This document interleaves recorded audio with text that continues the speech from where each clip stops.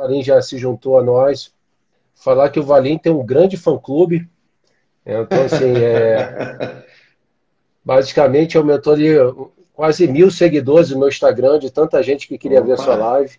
É, mentira, né? mas, bom, pessoal, antes de eu começar, eu queria falar um pouco sobre o Valim. O Valim, ele é um profissional da indústria farmacêutica que tem muita experiência. É uma pessoa que já teve aí sentado em várias posições, daqui a pouquinho ele vai comentar um pouco. E eu tive a oportunidade, o privilégio de conhecer o Valim na época que eu trabalhava com imunologia. Ele trabalhava com a Imuno também. E ao longo da sua carreira, que foi muito bem construída, e eu gosto de falar de construída porque a carreira, pessoal, a gente ou pode deixar ela acontecer, ou a gente pode construir a nossa carreira. E o Valim, ele construiu muito bem a carreira dele, e hoje ele está aí à frente de, né, uma grande equipe, já tem muita experiência nesse mercado de alta complexidade. E eu fiz esse convite, ele aceitou gentilmente estar participando conosco para compartilhar um pouco da experiência dele, de tantos e tantos anos na indústria farmacêutica. E aí ele topou, é, eu fiquei super feliz com isso e tenho certeza que muita gente também ficou muito feliz de ouvir o que o Valim tem para nos falar. Então, Valim, muito obrigado por você estar aqui conosco. Eu fiquei assim, muito honrado de ter a sua presença aqui conosco. E eu vou pedir aqui, já para começar, para você se apresentar aqui para o nosso público. Algumas pessoas não devem te conhecer. Falar um pouco da sua experiência, o que você fez na sua carreira e o que você está fazendo atualmente, por favor. Legal. Então, primeiramente, eu que agradeço. É um prazer estar aqui com você. É, Você já tinha me convidado antes para outras participações, mas infelizmente não deu certo, né? Na verdade, um prazer, porque, como você disse, eu conheci você antes da Tense, né? Como profissional da indústria, como, eu não diria concorrentes, né? Porque a gente não tinha um produto concorrente direto, mas a gente conheceu eles nos eventos e tal. Na verdade, também te parabenizar pela forma com que você está transformando e agregando valor para a formação do profissional da indústria farmacêutica, principalmente da Forte Vento, já tive a oportunidade.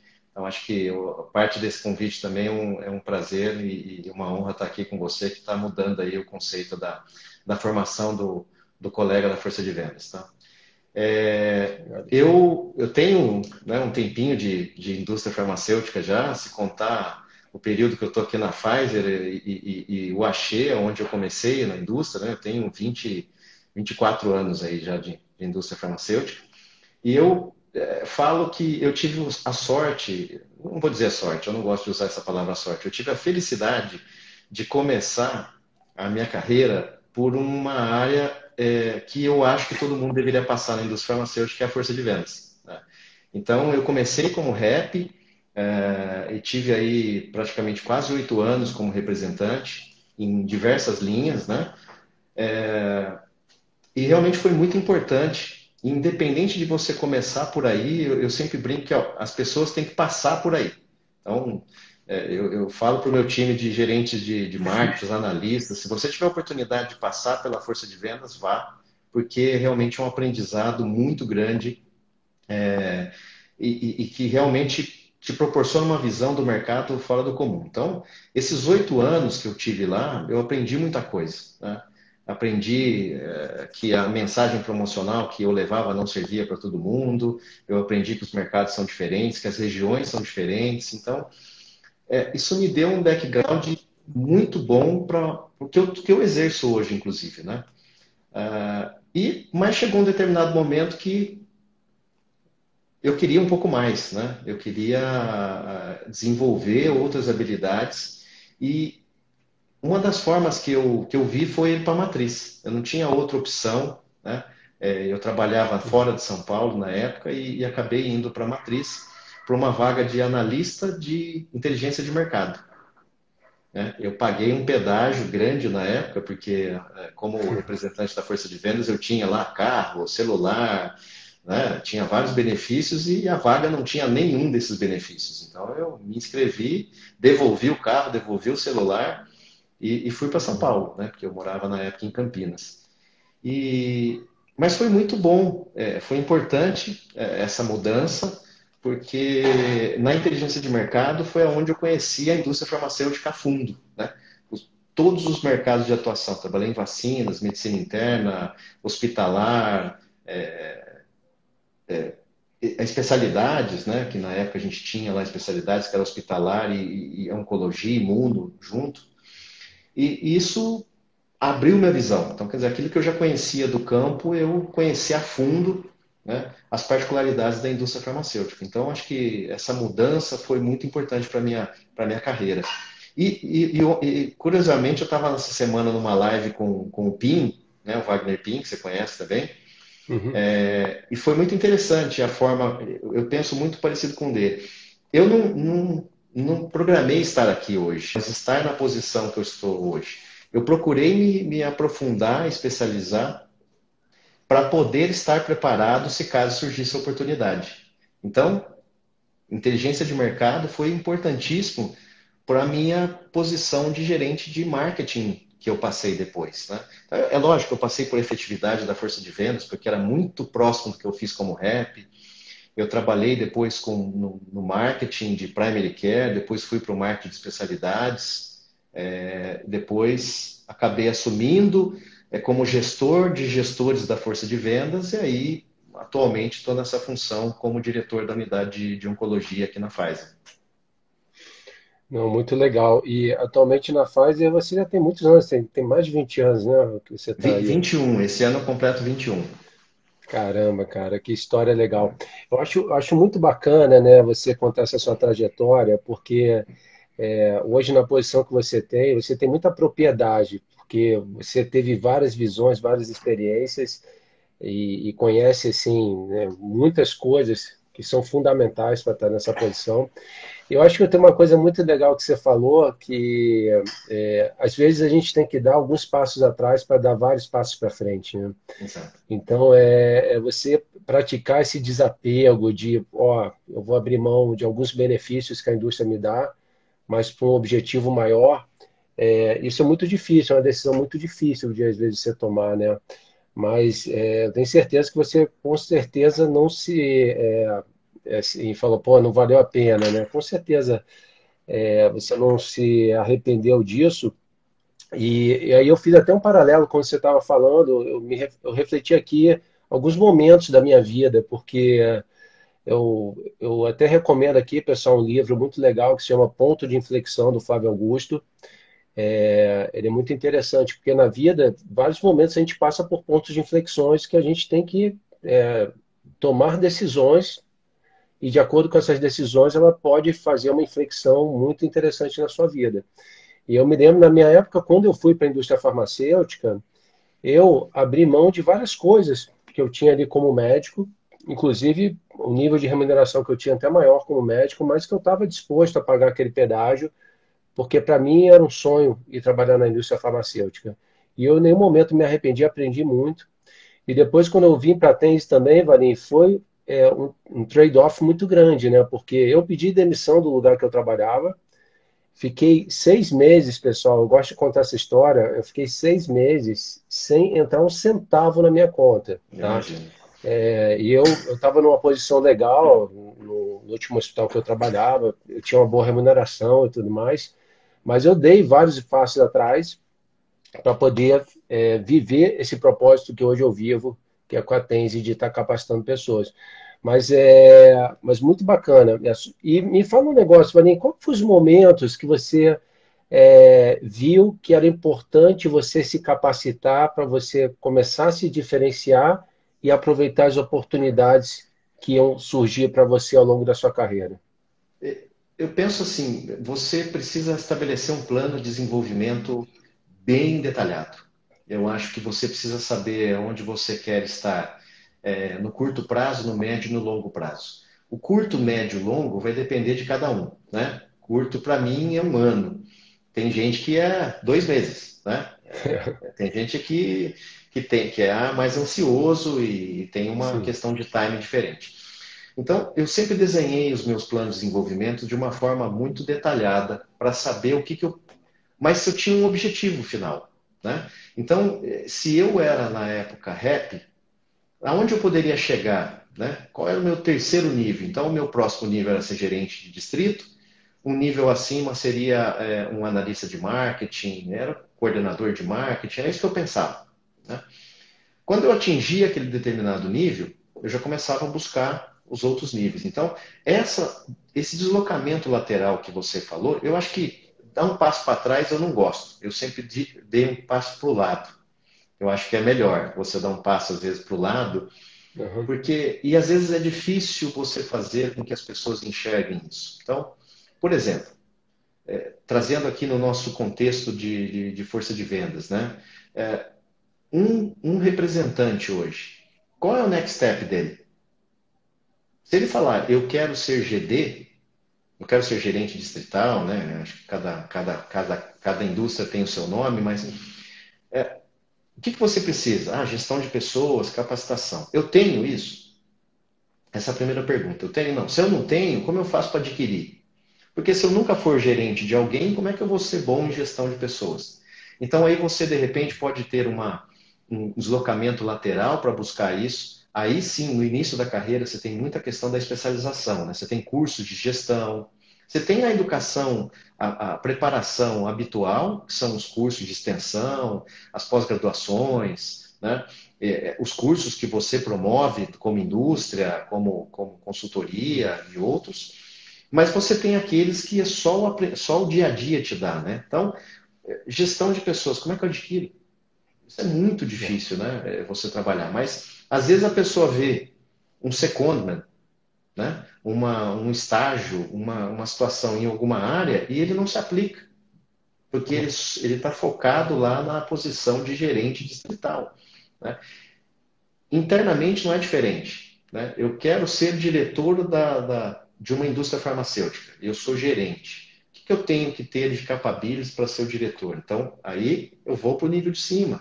Então, eu tenho que conhecer a empresa que eu trabalho, eu posso trabalhar em vários produtos diferentes. Aí o cara falou, mas eu não estou sendo promovido, mas é o que eu falei. Eu preciso estar preparado para quando surgir essa oportunidade, eu estar à disposição da companhia, né? Então, eu me preparava para isso e buscava fazer mudanças. Curiosamente, se você pegar o meu currículo, eu tenho uns ciclos de 2 anos, 2 anos e meio. E não tem uma razão, né? Eu tive a oportunidade de mudar antes desse período, mas eu sou de fechar ciclos.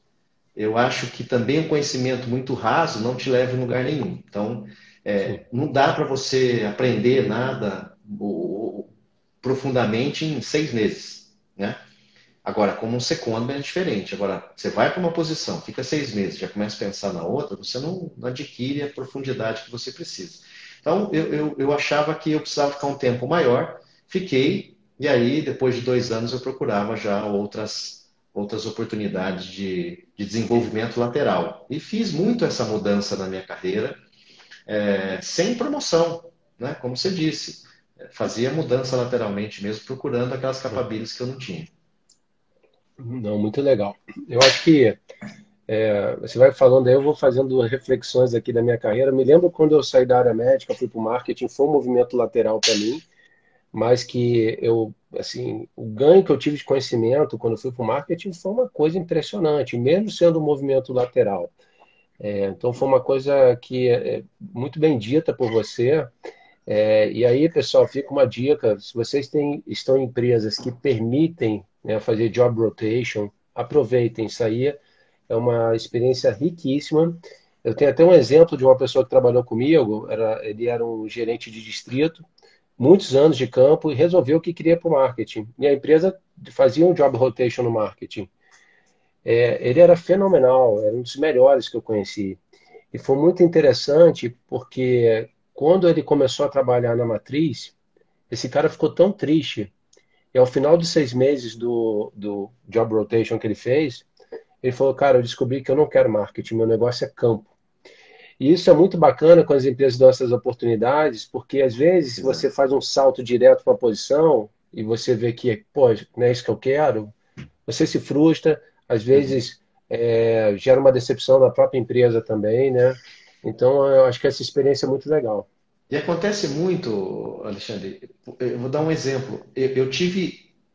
Convivi com pessoas que eram excelentes consultores, excelentes representantes, que viraram gestores sem uma adaptação, e eu perdi o meu melhor consultor e É, não ganhei um melhor gerente, sabe? Eu não é, tive oportunidade de trabalhar com essas pessoas, mas eu vi isso muito acontecer muito.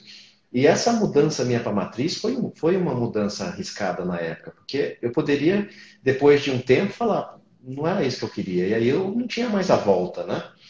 Então eu acho que essa adaptação via secondment, via job rotation, é uma boa. E tem mais uma que eu acabei não comentando, que também é um trabalho de mentoria, né? Você pode sim, buscar uma pessoa que tem essa experiência para também buscar essa capacitação com ela sem estar na posição, né? Então, você escolher com um certeza. mentor dentro da companhia que você trabalha que já tem isso. Então, um representante, não o gerente dele, né? Mas ele pode buscar alguém que está em outra posição como essa para dar o feedback para ele, porque para o gestor dar o É, feedback, às vezes, como mentor, é muito difícil, né? Então, às vezes é importante ele sim. buscar outras É. pessoas também. Eu acho que você fez um comentário perfeito.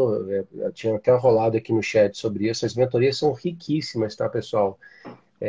E por incrível que pareça, acreditem ou não, as pessoas gostam de ajudar os outros, tá? Elas gostam de ser reconhecidas como possíveis mentores. Então, a minha experiência com mentoria, eu acho que esse que eu acho que um ponto só importante ressaltar. O ideal é esse mentor ele não ter nenhum tipo de relação do ponto de vista de linha de hierarquia, tá? Eu acho que quando ele não direto, ele não está ligado, né, numa linha hierárquica, é bom porque ele não tem conflito de interesse, tá? Porque o mentor ele tem que ser aquela pessoa que vai estar te orientando, vai estar te fazendo aconselhamentos, às vezes de uma forma muito realista. E quando você tem um mentor que ele tem algum tipo de relacionamento hierárquico contigo, pelo fato do conflito de interesse, às vezes isso aí pode complicar um pouquinho, né? Legal. Bom, Valim, pergunta que eu tenho muito interesse em saber da sua opinião. Você hoje é um grande especialista no mercado de alta complexidade, com linhas especiais, conhece muito, vivenciou muito isso na imunologia, hoje está vivenciando aí na área de oncologia. Qual que é a grande diferença que você percebe na complexidade que tem na imunologia e na complexidade na oncologia? Olha, Alexandre, eu vou falar uma coisa que pode parecer meio estranha, né? As duas são complexas, mas elas não são diferentes, né?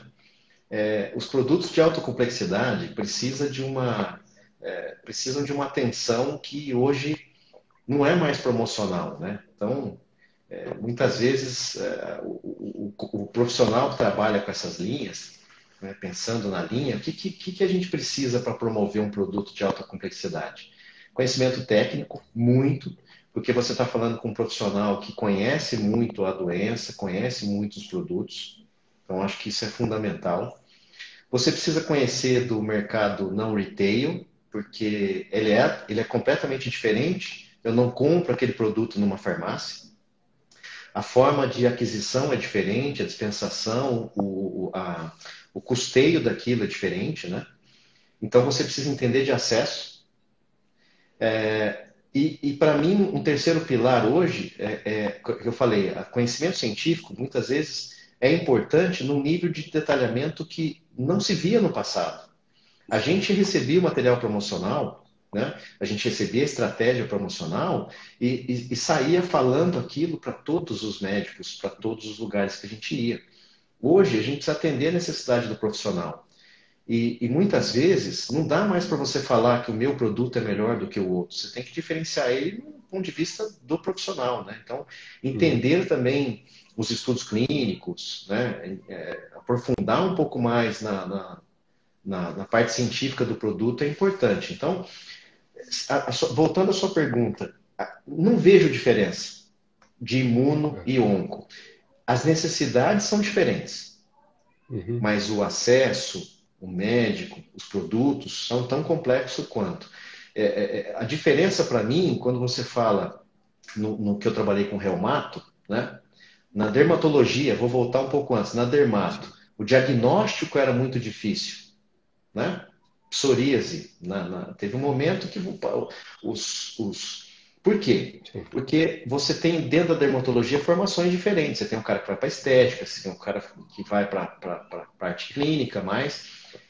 Então demorava mais para o diagnóstico. Depois, quando chegava a vez do tratamento, não existia ainda tratamentos revolucionários, então todo mundo estava aprendendo. Quando eu fui para reumato, o nível de conhecimento do reumato já era outro patamar, né?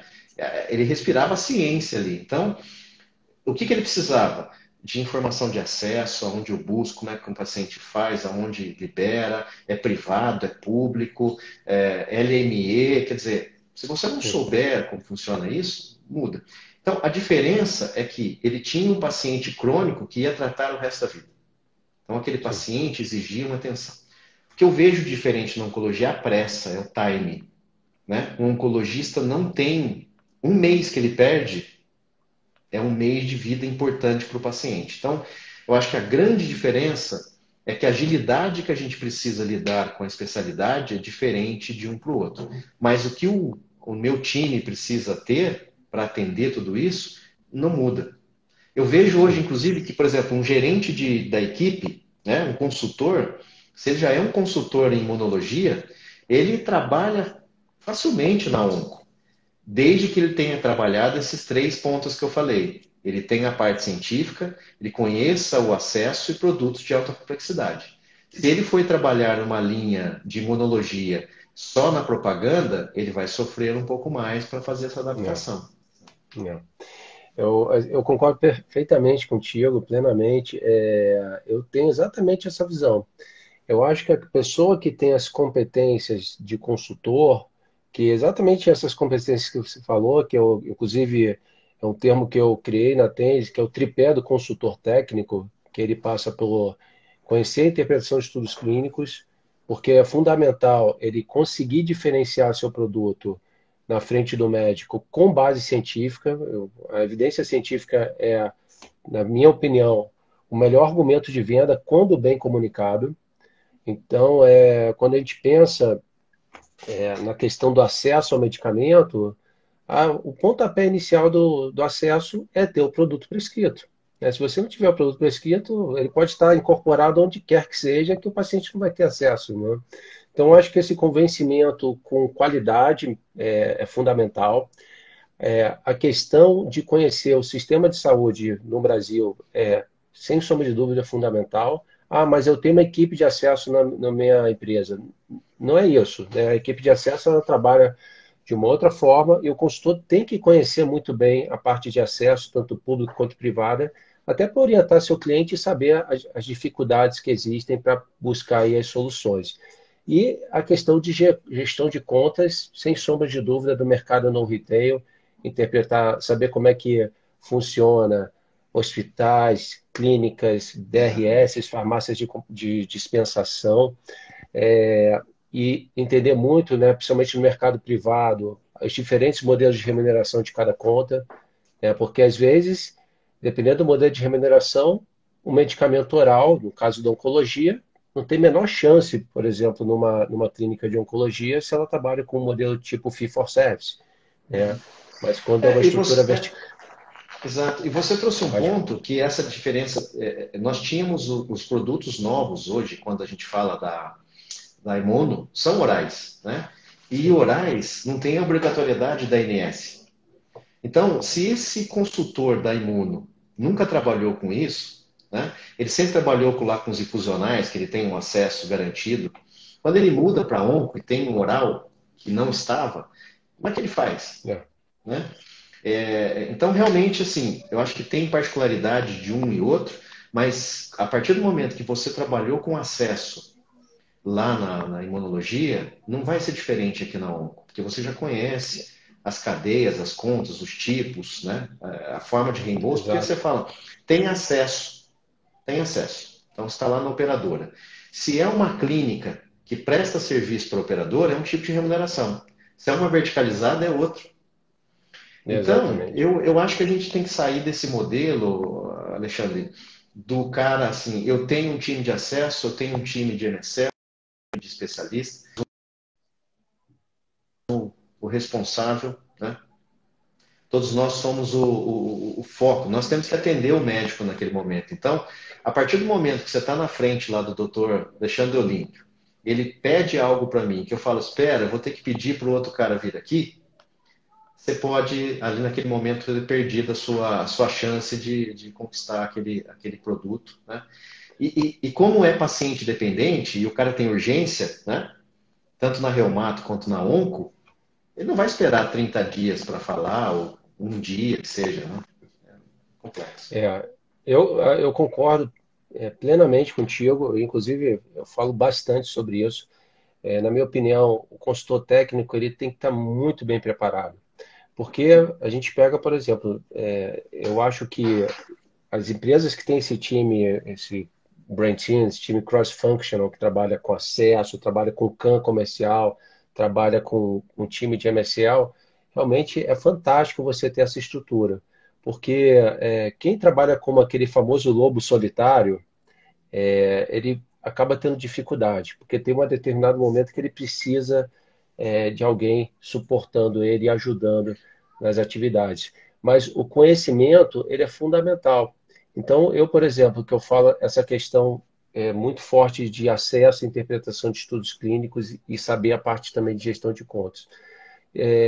Como bem dito por você, a vida é feita de oportunidades, né? Então, às vezes, você está lá na frente do médico e se você não conseguir contornar a objeção, resolver as questões dele naquele momento, você vai perder a oportunidade.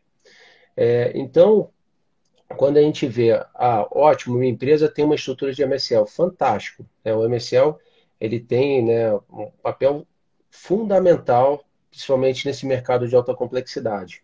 Mas se você não conseguir, naquele momento, às vezes, tirar uma dúvida de um estudo do médico, você perde a oportunidade. Porque às vezes até o MSL conseguir ter um contato com esse médico, pode ser que demore, né? Ou você tirar uma dúvida com relação à dinâmica de prescrição, de acesso de um determinado medicamento. Então, acho que essa questão é muito importante.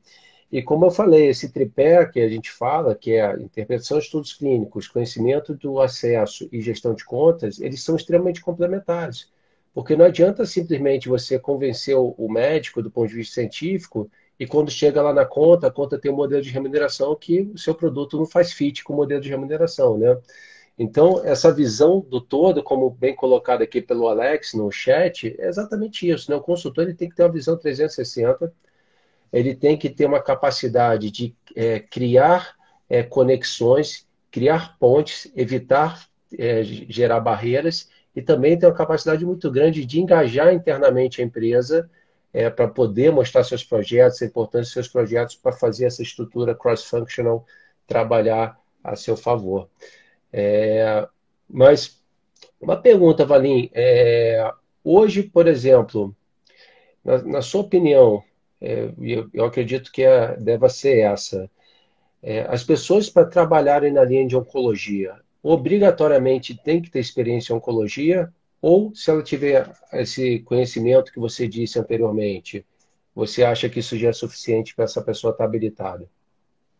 Não, eu acho que a gente precisa sim do especialista, mas a gente não consegue contratar um super-homem. Então, é diferente quando você fala, por exemplo, um gerente médico, né? E mesmo o gerente médico, eu trabalhei com vários que não eram da especialidade e foram os melhores gerentes médicos que eu tive, né? Então, na verdade, por exemplo, você pega um gerente médico, só pode na oncologia, precisa ser oncologista? Não necessariamente. O consultor também não. Eu vejo, e a gente faz isso na Pfizer, a gente tem uma rotação muito grande. Eu não consigo ver todo mundo que entra aqui, mas, por exemplo, eu estou vendo aqui que a Rita está aqui. A Rita, por exemplo, ela trabalhou comigo na Imuno, depois ela foi para doenças raras e agora ela está na oncologia.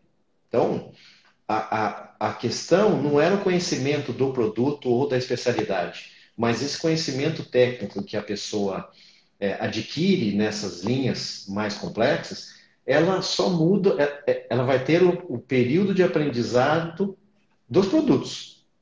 mas a gestão da conta, sim. a forma do acesso, né, o conhecimento do acesso e o conhecimento muda muito rápido. Então, temos vários exemplos, acho que aqui passou a Rita, eu vi a Maiara, idem, ela estava na hospitalar, né? Gestão de contas hospitalar e está na Emato hoje. Só mudou o produto, né?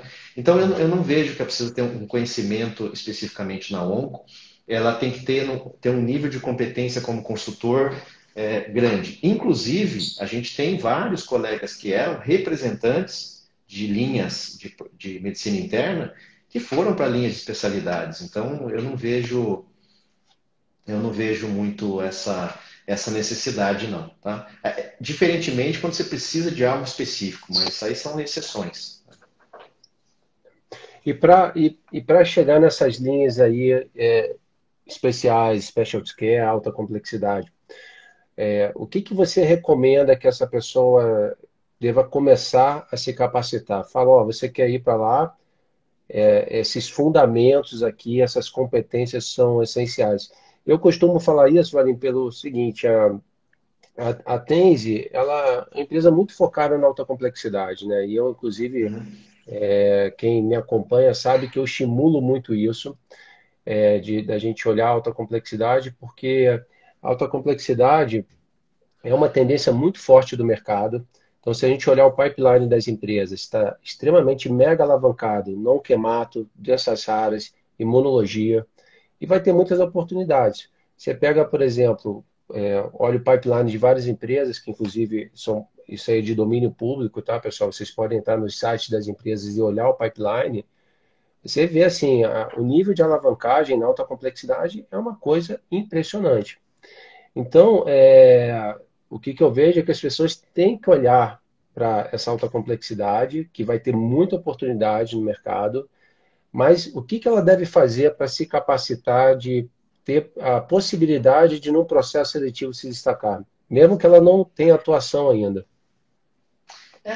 E a gente passa por isso todo dia, né? Quando a gente abre uma vaga, eu acho que eu tenho visto muito isso e eu gosto, inclusive, de dar feedbacks para essa pessoa. Que às vezes ela se inscreve, né?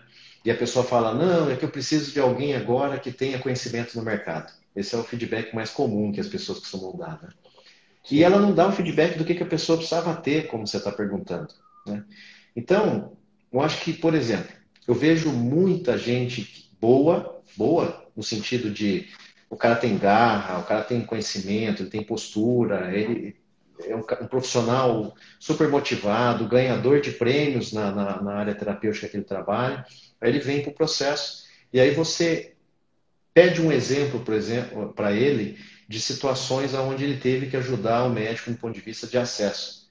E aí ele para e fala assim: eu gero a prescrição, eu paro ali, porque aí o acesso ele é um produto ou que não é reembolsado muitas vezes, né? Ele não está na Uhum. cadeia da ANS nem no público. É o paciente que vai na farmácia. Então, o maior competidor dele é a troca da receita na farmácia, É. né? O genérico, a cópia, ou quando é um produto originador ou inovador, é o custo de tratamento, que às vezes é a principal barreira. Mas ou se o cara não tem dinheiro para comprar, o que você pode fazer? Né? Então, eu acho que tem uma situação que difere. Então, ele precisa conhecer esse mercado primeiro. Ele precisa entender. E aí, como que você aprende se você nunca consegue entrar na posição? Né? Então, eu acho que aí é onde você consegue fazer aquela movimentação que a gente falou no início. Você pode fazer uma mentoria com um cara que já é consultor. Você pode fazer uma entrevista, pedir para um gerente de linha especializada fazer uma entrevista com você. Então, para entender aonde você está, porque é difícil dar uma receita de bolo, Alexandre, não existe. Né? Sim. Pode ser que um cara nunca tenha trabalhado, ele saiba de tudo isso, porque ele buscou se capacitar nos cursos, né?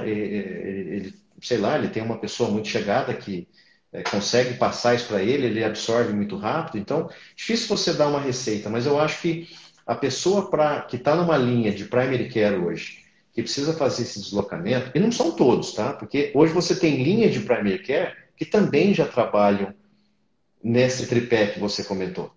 Então, não é necessariamente... nós estamos falando de capabilities que o consultor da oncologia precisa ter. Então, se o cara já é um consultor de primary care, ele não precisa ter capabilities nenhuma, ele já tem lá.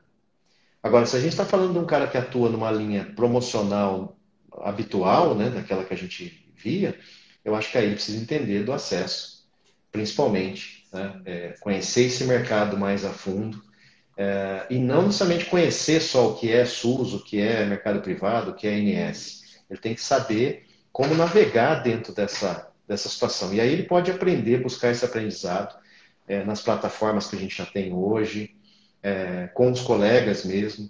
Não sei, não tem um ponto específico que essa pessoa pode ir, e principalmente os secundários. Né? A indústria tem muito isso.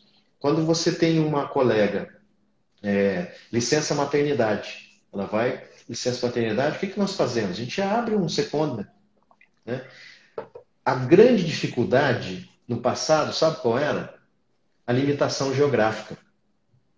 Porque a pessoa que queria ser consultor da linha de oncologia, Sim. ela estava em Recife. E a vaga abria em Porto Alegre. E aí, como é que você fazia a pessoa do Recife 6 meses ir para Porto Alegre? Não tinha como. Hoje, isso acabou. Né? A pandemia trouxe coisas positivas também para a situação, porque o cara de Recife hoje está fazendo o secondment virtualmente. Né? Então, lógico, o nível de aprendizado não é o mesmo, né? A velocidade, porque ele vai ter que... Mas ele consegue hoje exercitar com o apoio do gerente sem problema. Sim, eu concordo contigo. É muito interessante, né, Valim, porque quando a gente pega a linha regular, a gente fala assim, o primary care raiz, né, aquele só de visitar o médico, você basicamente tem alguns desafios, né? O grande desafio é convencer o médico de prescrever seu produto. O segundo desafio é garantir um bom faseamento nos PDVs. E o terceiro é esse que você falou, né? Se seu produto tem cópia, evitar a troca do receituário no balcão. Esses são os grandes três desafios.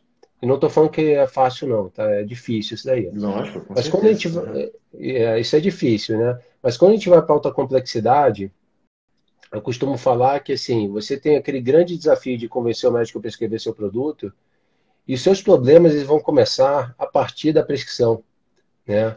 Porque assim, tem uma cadeia e uma jornada muito, muito longa para você garantir que aquela prescrição vai gerar demanda, né?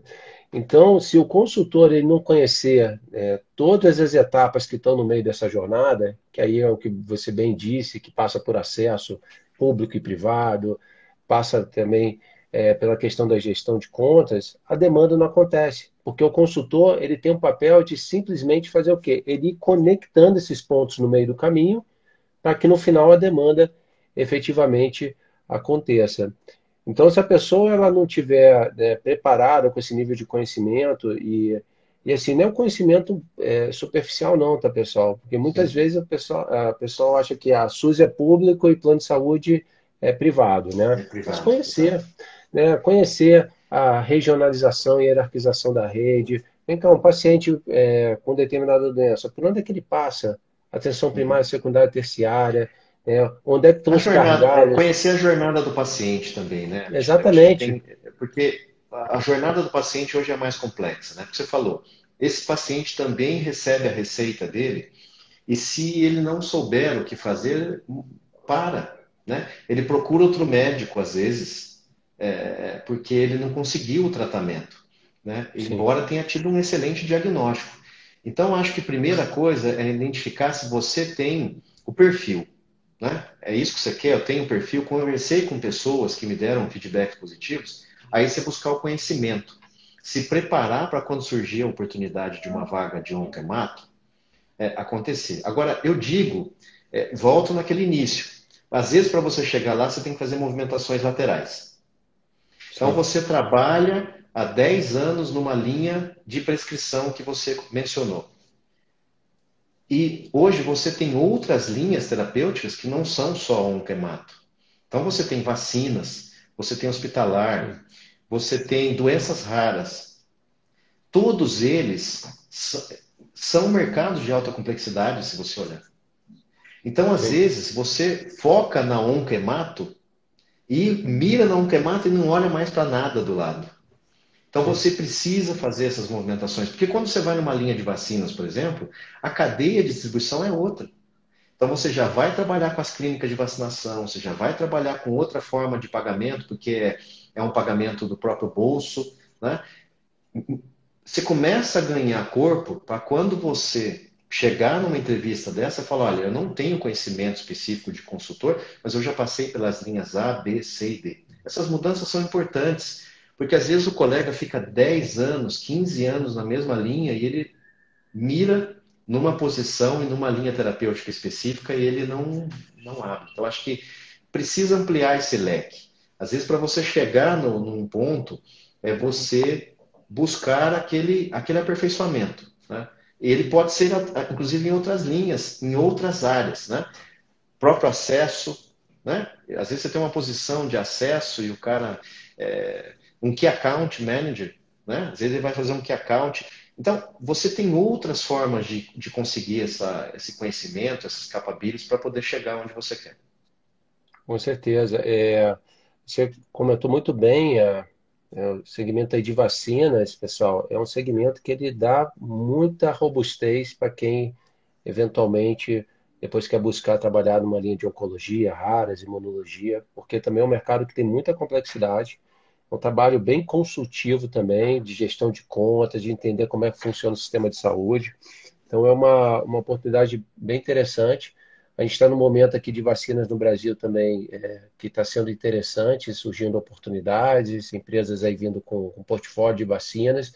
Então vale com certeza a pena olhar para esse segmento também, não ficar só olhando essas aí que a gente comentou. É, bom, tem uma questão aqui que surgiu, a gente tem mais alguns minutinhos e eu acho que vale a pena. Como é que você está vendo hoje esse trabalho híbrido, virtual do representante? O que que mudou, né? O que que tem de ponto positivo e o que que tem aí de ponto negativo? Alexandre, eu acho que essa resposta aqui de US$ 1 milhão, né, que a gente gostaria de ter, o como, né? Mas vamos pensar na mudança. Eu acho que o desafio aumentou, né? Então, eu vejo, vou falar de experiência própria, consultores que tinham excelentes relacionamentos, né, com os colegas, médicos, né, com aqueles clientes, que no mundo virtual teve dificuldade. E, e resultados bons, tá? Não estou falando nem de performance, resultados bons, bom relacionamento com o mundo virtual declinou. Não estou dizendo que foi por ponto dele, mas teve uma mudança. Situações ao contrário, a pessoa tinha uma performance que não estava indo tão bem e virou o jogo. Né? Sim, Então, não necessariamente o melhor consultor no mundo virtual se tornou o melhor consultor virtual. Tá? Então, acho que trouxe desafios para todo mundo, para o marketing, para vendas, para o consultor em geral. Então, eu acho que isso trouxe um impacto significativo. Como isso, positivamente, trouxe um ponto para mim que foi fundamental. Ele agilizou coisas que a gente estava tentando fazer há milhões de anos. Né? sim. Então, coisas que a indústria estava lá naqueles projetos pilotos com a Global, a gente falou, ó, vamos tentar fazer agora, que agora é o momento. E por outro lado, o nosso cliente também estava mais disposto a fazer esse tipo de avaliação para ele também entender. Ele saiu fora da zona de conforto dele.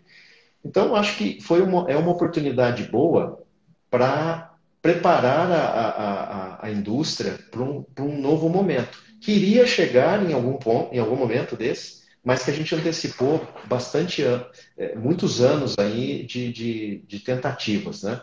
Acho que a gente poupou o caminho. E agora é tentar descobrir o como, né, se diferenciar nesse mundo virtual.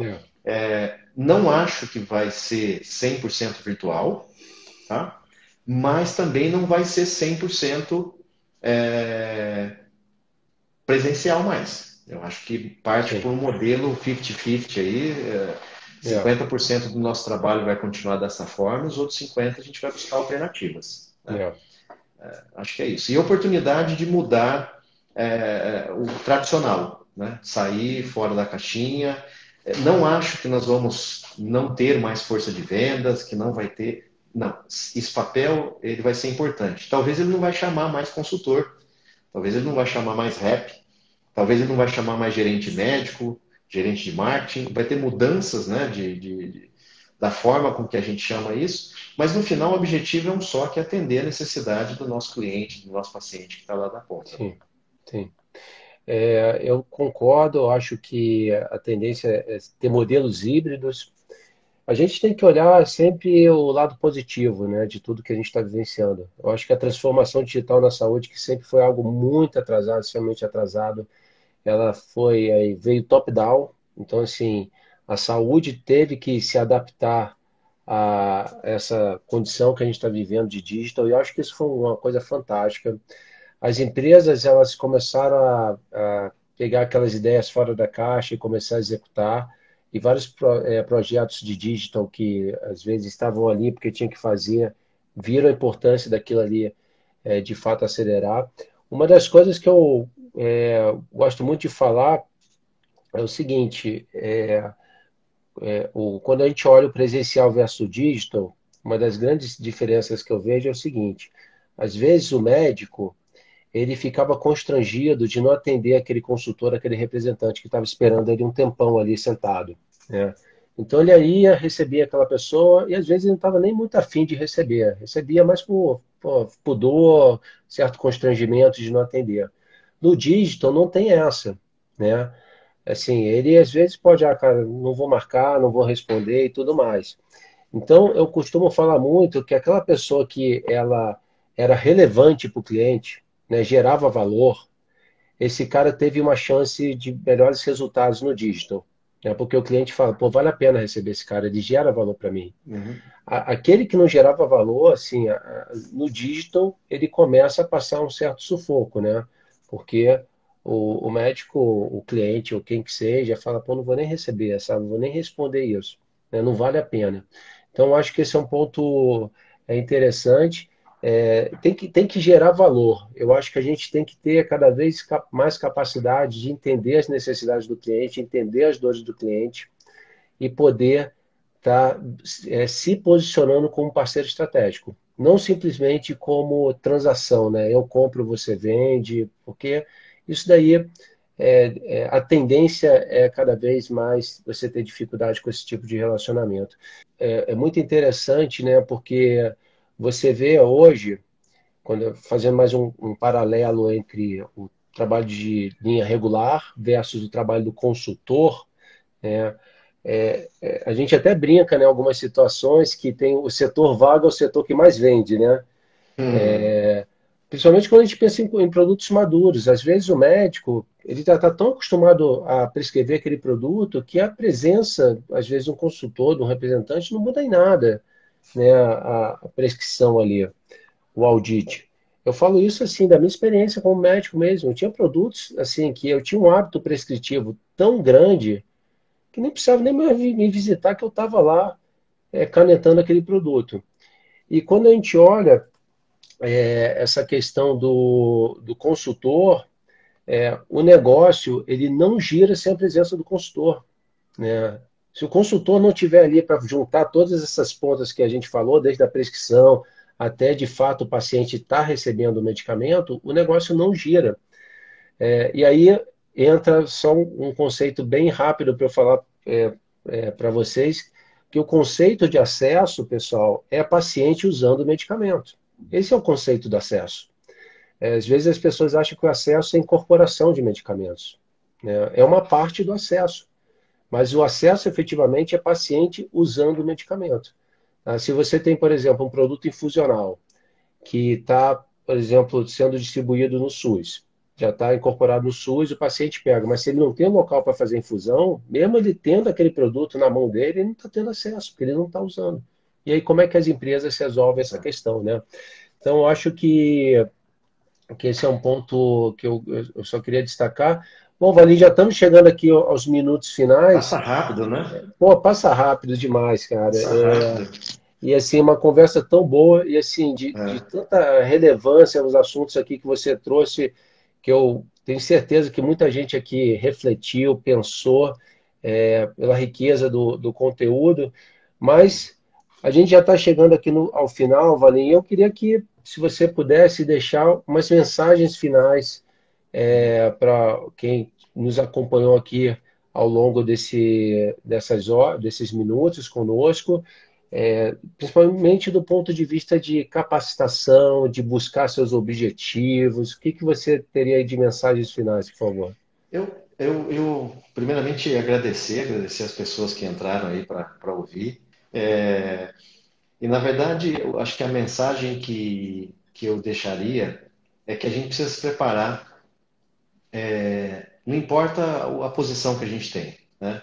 Ah, se eu sou um consultor, e eu tenho vários na Pfizer hoje, o que eu mais adoro é quando eu tenho a cerimônia de premiação, onde eu entrego o PIN da Pfizer para um cara que está completando 30 anos como consultor. 30 anos. Eu tenho, né, colega aí de Brasília, o Osmar, né, Uhum. o Ed de Curitiba, tem vários da Pfizer, eu estou citando aqui dois, porque foi os últimos que eu entreguei.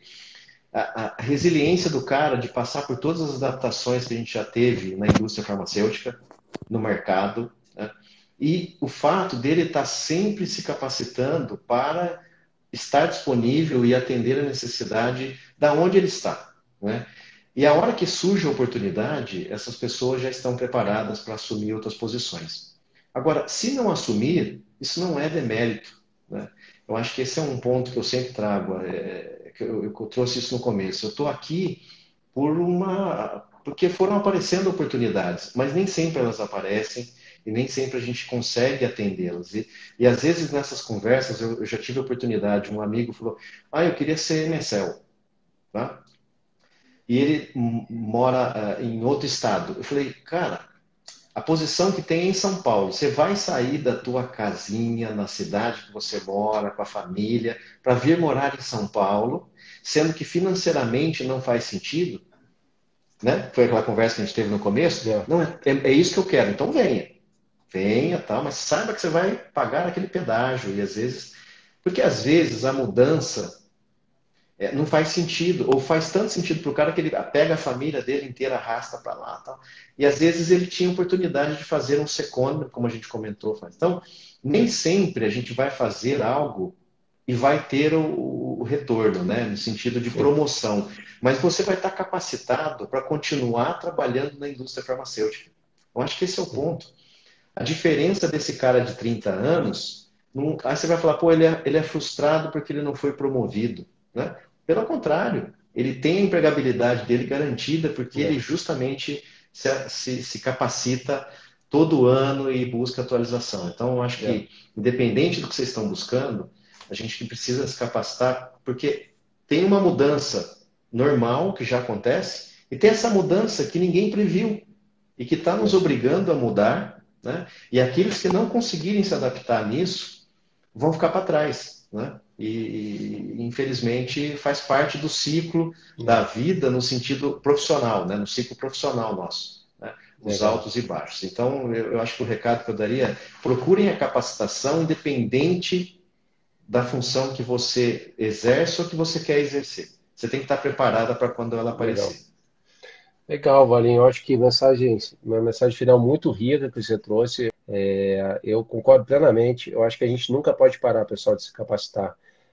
O conceito do lifelong learning, né, que é o aprendizado, a capacitação contínua, é uma coisa que a gente tem que viver na nossa vida. A gente tem que estar sempre quente, assim, sempre estar ali mostrando o nosso potencial, a nossa capacidade.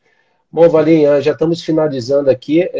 Obrigadão. Eu queria te falar uma coisa, não tive a oportunidade de falar, mas, cara, eu torço muito por você.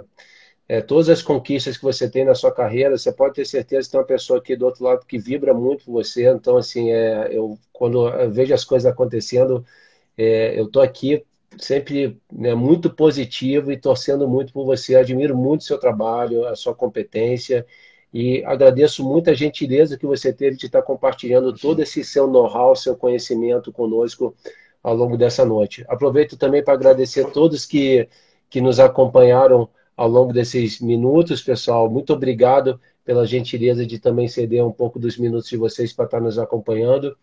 E é isso, Valim, muito obrigado. E assim, deixo à disposição o LinkedIn, né? Acho que é uma forma de contato bem legal hoje, para atender eventuais dúvidas que ficaram à disposição aqui. Legal. Eu acho que mais o LinkedIn, que é onde a gente tem a maior rede de contatos hoje, por ser profissional, né? Então, fiquem à vontade, me adicionem lá. Legal. E se tiver alguma dúvida, a gente bate um papo. Pessoal, aproveita que vale a pena fazer esse networking. Valim, muito obrigado. Pessoal, muito obrigado a todos. Uma boa noite. Tchau, tchau. Valeu.